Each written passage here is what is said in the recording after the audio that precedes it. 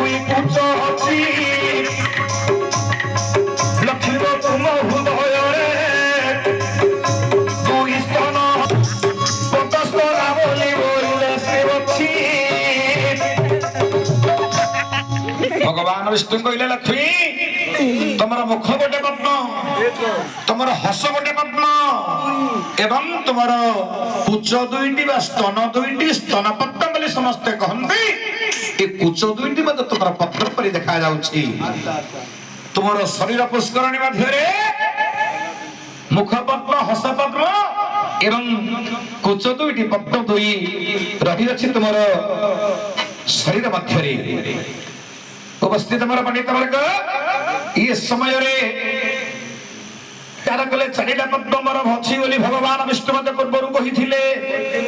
ତେଣୁ ଏ ଚାରିଟା ପଦ୍ମରୁ ଆଜି ମତେ ଦିଟା ପଦ୍ମ ଦବାକୁ ହେବ ଭଗବାନ ଶିବଙ୍କୁ। ହେଲେ ଚାରିଟା ପଦ୍ମ କଲେ ଡାହାଣ ଏ ଡାହାଣ ଆଣ୍ଠୁଟି ପୁଣି ଭୂମି ଶିବଙ୍କୁ ଦେଇଦେବେ। କେମିତି ଦେବେ? ପଢିଲେ କାଟିବାକୁ ପଡିବ। କେମିତି କାଟିବେ? ପନିକିରେ। ଆରେ ଶିବଲିଙ୍ଗ ପାଖରେ ପନିକି କୁଆଡେ ଆଇବରେ? ବ୍ଲେଡ ବାଜା। ଆରେ ବ୍ଲେଡ ବାଜା ମଧ୍ୟ ଶିବଲିଙ୍ଗ ପାଖରେ ଥିବ କିରେ? କଣ କଲେ ମହାଦେବରେ? ଆଉ କଣ କରିବେ? ଆରେ ମହାଦେବ ଅଛନ୍ତି ଦେଖୁଛନ୍ତି ଲକ୍ଷ୍ମୀ କଣ କରୁଛନ୍ତି। କେମିତି କାଟିବେ? ଲକ୍ଷ୍ମୀ କି ପରୀକ୍ଷା କରୁଛନ୍ତି ଆଜି ଉମା ସାଇ। କଣ କଲେ ସେତେବେଳେ ମା ମହାଲକ୍ଷ୍ମୀ? କଣ? ମହାଲିଙ୍ଗ ମହାଦେବଙ୍କ ଲିଙ୍ଗ ଚାରି ପଟରେ ତକ୍ଷଣ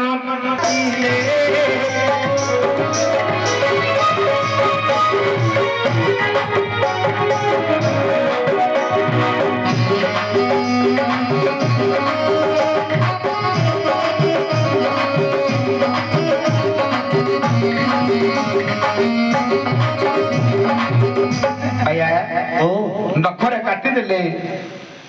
ଏ ଡାହାଣ ପଟର କୁଚଟିକୁ କାଟି ଦେଇଛନ୍ତି ମହାଲକ୍ଷ୍ମୀ। ଯେତେବେଳେ ଅଗ୍ରଭାଗକୁ କାଟିଦେଲେ କାଟିବା ପରେ କୁଚ ମଧ୍ୟରୁ ରକ୍ତ ଗୁଡାକ ବାହାରିଲା। ଆଚ୍ଛା ବାହାରି ହୋଇ କଣ ହେଲା ରେ? କଣ ହୋଇଛି? ରକ୍ତ ବିନ୍ଦୁ ବିନ୍ଦୁ ହୋଇ ଲିଙ୍ଗରେ ପଡିଲା। ସେ ଲିଙ୍ଗ ମଧ୍ୟରୁ ରକ୍ତ ବହିରେ ଆସିଲା ତଳକୁ। ପୃଥିବୀକୁ ଯେତେବେଳେ କରିଲା ସ୍ପର୍ଶନ ସେତେବେଳେ ଏକ ବୃକ୍ଷ ହୋଇଲା ଜନ୍ମ। ଆଚ୍ଛା ସେ ବୃକ୍ଷର ନାମ? ସେ ବୃକ୍ଷର ନାମ କଣ? ତାର ନାମ କିଏ ଦେଇଛି? ଆଚ୍ଛା କିଏ? କେବଳ ଗୋଟେ କୁଚକୁ କାଟିଦେଲି ଆଉ ଗୋଟେ କୁଚକୁ କାଟିବି। ଇଏ ସମୟରେ କଣ ହେଲା ରେ? ଗଛ ଉଠିଲାଣି ତାଙ୍କ ଆଉ ଜାଣି। ଆରେ ଦେବତା ଆରମ୍ଭର ଆସନ ପୁଣିରେ ଟଳମଳ ହେଲା। ମହାଲକ୍ଷ୍ମୀ ଆଜି ନିଜ କୁଚକୁ କାଟିଦେଲା। ସେଟା ଦେବତା ମାନଙ୍କର ଆସନ ଟଳମଳ ହେଲାଣି। ବ୍ରହ୍ମା ଦେଖୁଛନ୍ତି, ବିଷ୍ଣୁ ଦେଖୁଛନ୍ତି, ଶିବଙ୍କର ହୃଦୟ ଟଳମଳ ହେଲାଣି। ଯେତେବେଳେ ଦ୍ୱିତୀୟ କୁଚକୁ କାଟିବା ପାଇଁ ମହାଲକ୍ଷ୍ମୀ ବ୍ୟଗ୍ର ହୋଇଛନ୍ତି ସେତେବେଳେ ମହାଦେବ ଲିଙ୍ଗ ମଧ୍ୟରେ ଆବିର୍ଭାବ ହୋଇଗଲେ। କେବେ କାଟିବା କଥା ନାହିଁ, ମତେ କହିଦେଇଥିଲେ, ଫୋନ କରିଦେଇଥିଲେ, ମୁଁ ଆଣିଦେଇଛି। ଆରେ ଭାଇଆ ଶାସ୍ତ୍ର କଣ କହିଲା ମୁଁ ତତେ ବୁଝେଇଲି ପରା ରେ। ତମେ ଫୁଲ କିଣିକିରି ଆଣିଲେ କିଛି ମୂଲ୍ୟ ପାଇବନି। ନାଇଁ କା ଦ୍ୱାରା ଫୁଲ ତୋଳିକିରି ଆଣିଲେ ତାର ଫଳ କିଛି ପାଇବନି। ଭଗବାନଙ୍କୁ ଦବାର ଅଛି। ନିଜେ ଫୁଲ ତୋଳିବ, ପ୍ରଥମରେ ଗାଧେଇବୁ, ଉଠିକିରି ଆଗ ଗାଧେଇବୁ। ଆଗ ଶରୀର ଶୁଦ୍ଧ କରିବୁ, ତାପରେ ଆସିବୁ ଭଲ ଲୁଗାଟା ପିନ୍ଧିବୁ। ସେ ଲୁଗା ପିନ୍ଧିକିରି ଗୋମାତ୍ର ଦିଟା ଫୁଲକୁ ଲୁଚେଇ ଦେଲି ବୋଲି ମା ଆଜି ତମର କୁଚଟିକୁ କାଟିଦେଇ ମତେ ଅର୍ପଣ କରି ଜଗତରେ ନିନ୍ଦା ଦେଲ ମା। ମୁଁ ତ ପାପୀଙ୍କ ମଧ୍ୟ ମହାପାପୀ ଅଟଇ ମୋହି ବିଷକଣ୍ଠି। ଆଜ୍ଞା ଜଗତରେ ମହାପାପୀ ହଉଛନ୍ତି ମହାଦେବ।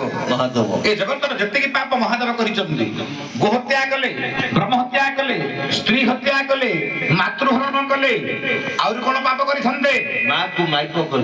ସେଟା ମାତୃହରଣ କଲେ ପରେ ପାର୍ବତୀ ହଉଛନ୍ତି ଆଜ୍ଞା ଶିବଙ୍କର ମା। ପାର୍ବତୀ ହଉଛନ୍ତି ଶିବଙ୍କର ମା। କିନ୍ତୁ ମା ତମେ ତମର କୁଚଟିକୁ କାଟି ଦେଇ ମତେ ଅର୍ପଣ କରି ଜଗତରେ ବହୁତ ନିନ୍ଦା ଦେଲ ମା। ସେତେବେଳେ ମହାଦେବ କହୁଛନ୍ତି ମୋର ବଡ ଭାଇ ପିତା ସଦୃଶ୍ୟ ବିଷ୍ଣୁ ଏ କୁଚକୁ ପଦ୍ମ କୁଚ ବୋଲି କହନ୍ତି। ନାରୀର କୁଚକୁ ପଦ୍ମ କୁଚ ବୋଲି କହନ୍ତି। ତେଣୁ ମୁଁ ଆଜି ଅଭିଶାପ ଦେଉଛି ଏ ଜନ ସମାଜକୁ। କଣ ବୋଲି? ଏ ପୃଥିବୀ ପୃଷ୍ଠରେ ଯେତେ ଅଛନ୍ତି ସେତେବେଳେ ମହାଦେବ ବୋଇଲେ ବଚନ ତୁମର କୁଚର ରକ୍ତ ବିନ୍ଦୁରୁ ଏକ ବୃକ୍ଷ ଜନ୍ମ